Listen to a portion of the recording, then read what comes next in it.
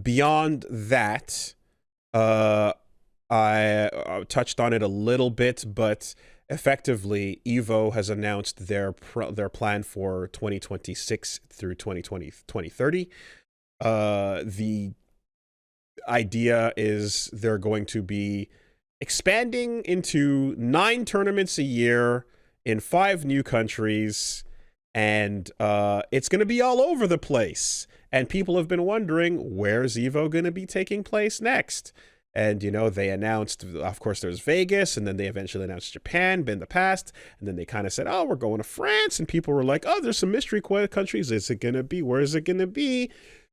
And they were playing very coy.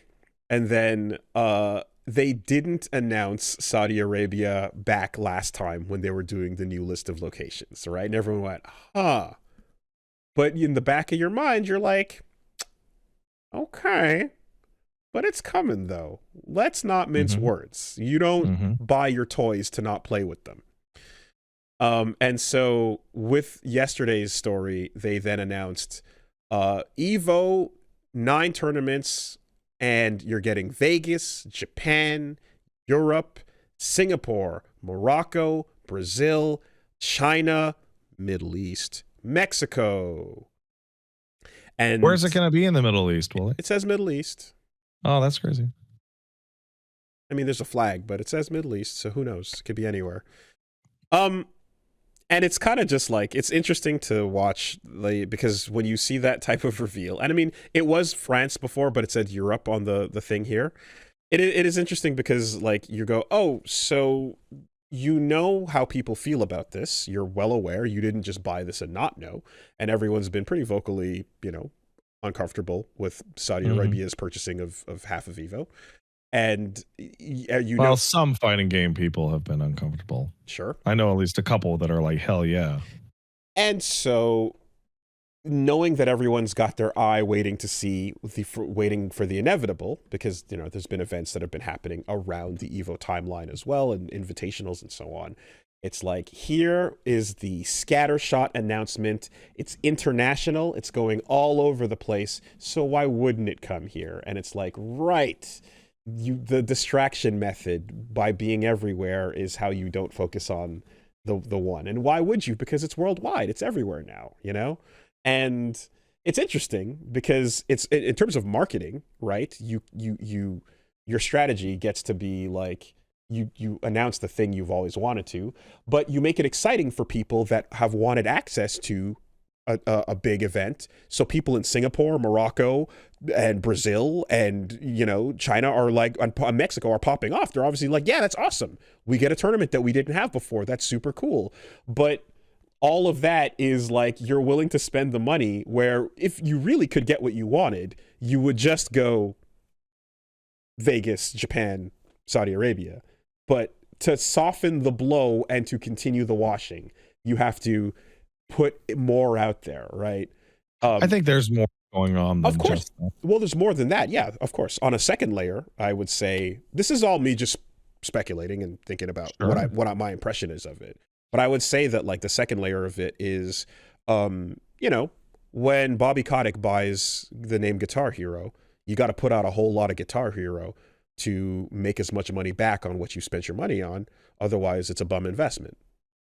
So you don't buy the thing to keep it the same. You got to do more. You got to spend more. You got to potentially spread it thin to blow it up and do what you think is going to expand it. And the effect that likely has is you make, I guess, a lot of less significant, smaller events that probably don't mean as much to the scene, in the sense that you can't really center it around a main one. People are not going to be able to certainly travel to multiple. It's like, what this does is create a series of less important things, and again, you don't want to, the benefit, and you have this as a side effect as well, while again, people in these different territories are having access to an event that they never had before. So that's a positive, right? But I also know that if you look at Evo Japan and the way, and like Evo, like, and in Europe and stuff like that with like France, it's like, it's not Vegas sized of an event. It's a much smaller, more, transmittable, transferable ballroom based major. So that's probably going to be the way things look going forward every year. And the idea of 9 events, 9 Evos a year means almost one a month. It's just a weird, it's never going to not be happening thing to do for what used to be like a major event. And then you also have the like, and we're getting involved with the, smaller things as well. My end statement is, as always, support your locals, because when they're done playing with their toys, that's all you got left. So I had 2 questions right when this happened. The first of which is like, oh, they just want to kill every event that they don't own by flooding. They're basically having a Super Bowl in every town. It depends on whether Arc, Revo, Arc Tour, and Tekken World Tour, and Capcom Pro Tour like attach to those events or continue to do their own thing. But like they want to be the show in town every day. Yes. Everywhere. Spend and the second of which you want to yeah. Yep. was I think is the most important thing, because we're talking about Evo, which is the biggest event and it's once a year, is which is the real one? Because one of them is going to be the real one with the real winners of the real biggest tournament. And why I was thinking where that one's going to be. So the one that will have the most money, and the one that is more centrally located on the world map. So, as I described, Evo Japan, bit smaller. Evo France, Nice, bit smaller. A lot of these events, bit smaller. Vegas has a contract, right? Whenever they do these deals for a tournament, you don't just go, hey, can we come back next year? Sure thing. Here you go. Sign the paper. No, you agree to a major event for a extended period of time so that you can guarantee this weekend is going to be safe for you going forward. So Evo, until we back out. Exactly. So Evo's probably, they left the Mandalay Bay. They were in Caesar's Palace, before that. They're probably going to be locked into the Vegas Convention Center, for however many years. And that's the biggest venue you can get in Vegas and in the city. So that seems like it would be the place that has the most standing to be the big one. Unless you own a country. And you're willing to fly everybody out just to do it. There is probably discussion of an Evo arena built into the line. I think what we're going to see is that the Saudi Arabia Evo is going to, in actuality, be the most moneyed invitational ever, in which they will just grab hundreds of good competitors and offer them to go out. You are correct in that it will be the most moneyed, and it'll walk in and it'll attempt to become the capital, the finals, right? The world finals. There's a thing at the bottom of the graphic that says like world finals event or whatever, that's just kind of listed on the timeline. Yeah. But I don't think it's going to be invitational, because if you look at the Riyadh Comedy Festival and the other stuff they're doing, they want tourists. They want people coming through. So it's likely going to be the open event, as it always is. But there's going to be a definite like incentive behind the scenes, I'm sure, and tons of cash to it's a lot easier for a lot of American competitors to drive to Vegas than it is to fly to Saudi Arabia. So there will be the facilitation of competitors who are known, I'm sure, to be able to make it out there, to make it a competitive event. I wouldn't be surprised. This is all just random speculation and guessing as things go. But so this is the thing. It's like Evo is coming out to try and kill all non-Saudi Arabian owned fighting game events. Just straight up. They're trying to Walmart their way into fighting game events, which is like, this seems like no offense to anybody who works in this seems like a massive fucking waste of money. Because if it gets too bad and it gets too bullshit, then people will just go back to their fucking local town meetups. Shit. Right? Like, I mean, but that's same for golf, same for wrestling, same for, Hey, Wooly, I have a question. say you're going to have Evo in Saudi Arabia, right? Mm-hmm. Now, Saudi Arabia is not the most progressive country in the world. No. Right? No. It's not. Mm-hmm. How are you going to have a Guilty Gear tournament or Tekken tournament? No, that's in that country. No. That's easy. That's easy. If you're visiting, if you're outside, it's the same way that comedians, for example, Jessica Kirson, who's gay, went to the Riyadh Comedy Festival and was able to perform and make jokes about her identity and so on, and not get flack for it. It's like, no, if you're a part of the thing that is helping the image, moneyed class. Yeah. If you're a part of the wash, then you're good. That's that much is clear. Oh, so you get a little piece of paper that says you're one of the good ones. Yeah. You're part of the wash. You're part of the wash. It's all good. So yeah. that's totally fine. The content, the so on, etc. Yeah. That's all fine. You know. I hope the competitors that take money to fly out there get paid big for the shit they're going to deservedly receive after they go. Well, they do, and you know, there's, there's that discussion that always happens, which is like, yeah, there's a lot that they are getting. And when you have like the comedians that are already fucking multimillionaires going out to the Riyadh Comedy Festival, you know, it's like, yeah, you guys have what you have. And there's a difference between that and some random FGC person who has life-changing money they're going to get from this or whatever. So everyone make your own decisions and do what you want to do. Like it's, you know, I don't remember where I saw it. There is a difference, I would say, between the two.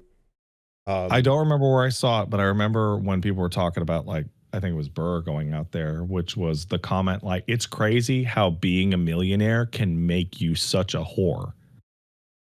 Yeah, Burr. Like, you already have millions. Yeah. Suddenly you become desperate for more millions. And Burr was the crazy one, because it was like, you are previously specifically called this out directly.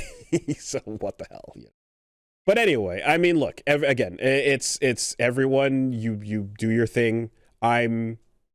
You make your decisions, you go as you are comfortable and as you see fit. It's obviously as well, like, for people that I know that are like fucking spent a lifetime trying to like get, you know, that working with fighting games and get it and get into, you know, the peak of it, which is like, again, Evo, the big thing, and then kind of just having it all sort of turn into this and stuff. It just sucks because everything is out of everyone's control, and there's just, you're kind of like, well, I don't know how this happened, but here we are, and I don't know how long this is going to last, but potentially forever or until they get bored, and this is just the how we deal with it in the meantime. And you know, I think that well, just the difference between something being owned by individuals versus being owned by a nation, by a government, by a country. Sure, we can. There's also like a different thing. Like, we can remove the Saudi Arabian, like, the ethical dilemma here. Like, let's say this was just a company. Let's just say this was like, that'd be. I wouldn't give a shit. That'd be completely different. Hold on. Let me stop. Let me just finish this. Okay. Let's say, I don't know, some esports company you never heard bought Evo and just started flooding the channel with Evos, right? That's also bad because it's trying to muscle out other events and have a monopoly on events. And the effect that it has on Evo. Yeah, that's a like, that's also materially poor, regardless of any other ethical consideration, regardless of the buyers. There's a difference, but yes, there is too much of that is just not great. Which, again, hey, Guitar Hero fucking 4 times a year until you realize, this brand is going to die. Time to make more Guitar Hero to get as much money out of it as possible before it completely dries up. I foresee this massive back and forth between people who take massive payouts to go down there, and good for them, saying, why are you hating on me? I just wanted the money. And it's like, but the money is to insulate your heart from people hating you. That's the purpose of the money. Like, you can't have both of the things. Like, be an adult, and if you're going to take your money, take your hate with it. That's the deal that you're making. people like I'm just everybody is going to do what they feel comfortable with, and if you are drawing a line or not drawing a line, I'm not gonna. It's the same. We did this a month ago. I'm not gonna sit in the tower and yell. I'm not even talking about my own opinion about players going and doing their thing. It's like if you do it, you do it. That's fine. I know people that are gonna do it, whatever, and I know people that already did it, and it's like, yeah, okay, do your thing. I speak for no one but myself. No, I'm not. Well, I'm not talking about you, high and mightiness, and I'm not talking about me. Mm-hmm. I'm saying that it's so embarrassing when you see somebody take money for something that's morally questionable and go, why you guys hate me? You can't hate me. Right. I can hate you for any reason I want. Yeah, I think you can't tell me not to hate. I think the Bill Burr and like the comedian stuff, like the response there, you can see how that's gone, and it's really rough, especially for him. And like what's the big deal? And everyone being like, dude, come on, you know. And yeah, no, it's embarrassing. That's what I mean by like be an adult and take your lumps. Like it's embarrassing. Yeah. Like and it's I'm not gonna tell. Like okay, let's say Jimmy Fighting Games, mm-hmm, right? Mm-hmm. That I know has been offered $1 million. Cash, no taxes, whatever, to go down and compete in the Saudi Arabian Evo, right? And he goes, man, I got to take the money. And like, I go, I'm not going to tell you what to do because that's your own decision and that's a lot of money. I would never tell you what to do. But when you come back it comes with and heat. I shit on you for it comes with every day of the rest of your life, and you say, stop that, I'll say, I didn't tell you what to do. You don't tell me what to do either.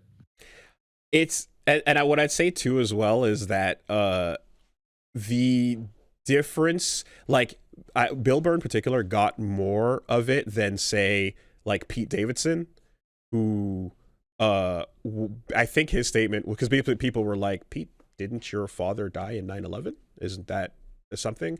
And he said, yeah, I saw the numbers and I went, that's crazy, I'll do that. And everyone was like, oh, that's so much more honest. He just literally said, respect that so much more. He straight up just said, I saw the number and went, holy shit, I'll do that.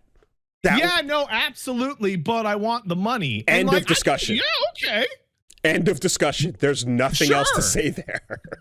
You know, I'm going to judge you in my heart, and that's but it. At least we don't have to do a dance. Well, that's it. Like I got nothing. Like you there you are. That's what it is. And it's that simple, you know? The dance is so annoying. Yeah. It's so annoying.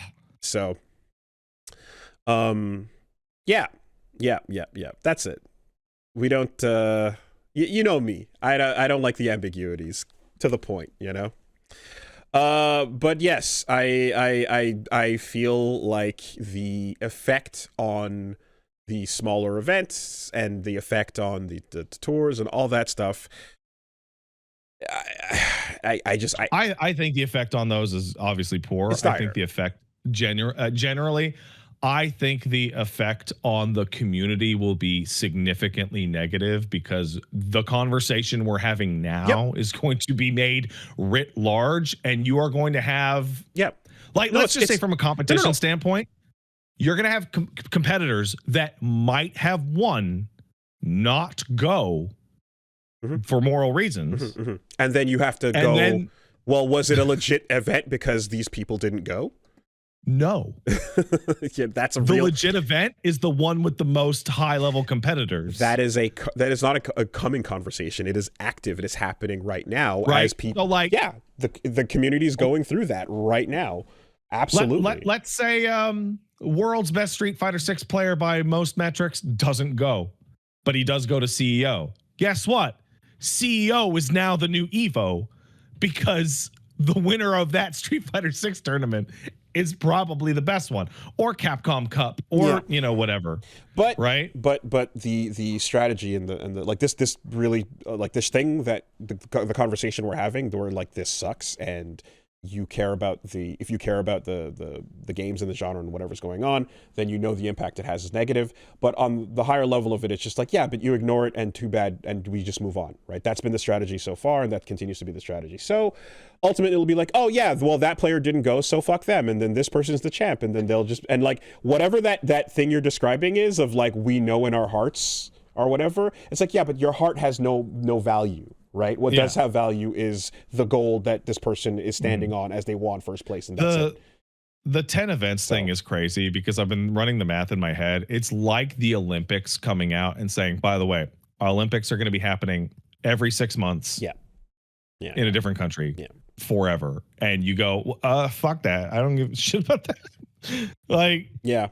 No, ridiculous. You can just, like, if you just want to talk about the fact that there's that many of them, but really, like, as far as like the marketing goes, the brilliance of the move that is bringing more events to people in places that didn't have access to them, and giving those people a reason to be like, nah, I'm super happy about this and I support it. It's like, that's a brilliant move. Because you have that benefit you're bringing clearly for people internationally that is like, yeah, unquestionable. You know what it reminds me of? It reminds me of, and this is kind of a global political situation, right? So like, let's say Brazil doesn't have an equivalent Evo. So you would go, hey, Brazilians, don't get excited for the gigantic event that's coming to your country as a never before seen event that's unique and is fine, right? That's ridiculous. Right? That's a fucking ridiculous thing to say. That's too much pressure to put on any individual person, right? Do you have any idea how insane KOF Grand Finals in Evo Mexico is going to go? Yeah, right? And similarly, it reminds me of when the G8 went to China a couple decades back and said, hey, you got to get your pollution shit under control. And the official Chinese response was, all your countries got to have their industrial revolutions and go crazy with it and become the G8. But now that it's China's turn, no, China, climate's a problem. That's not fair. And they're kind of right. Like, that's not fair. Yep. And you can go, well, Canada says the climate is really bad right now and we have to change it now. And China gets to go, we don't care, actually. But my hypocrisy is special, Pat. So... And then they outpaced us on green energy anyway. So, haha. In conclusion, play Crushing Force. Yeah, Crushing Force. Crushing Shut Force the fuck up. Is the new you cowards top Evo game. And play Crushing Force. You know what? They're never going to play at fucking Saudi Arabia Evo. They're never going to have a full-blown tournament of that fucking Sailor Moon game from hell. Yes, yeah, Fighters S or whatever, Sailor Moon S. Yeah, sure. Dong ain't making it. That ain't running. Yeah.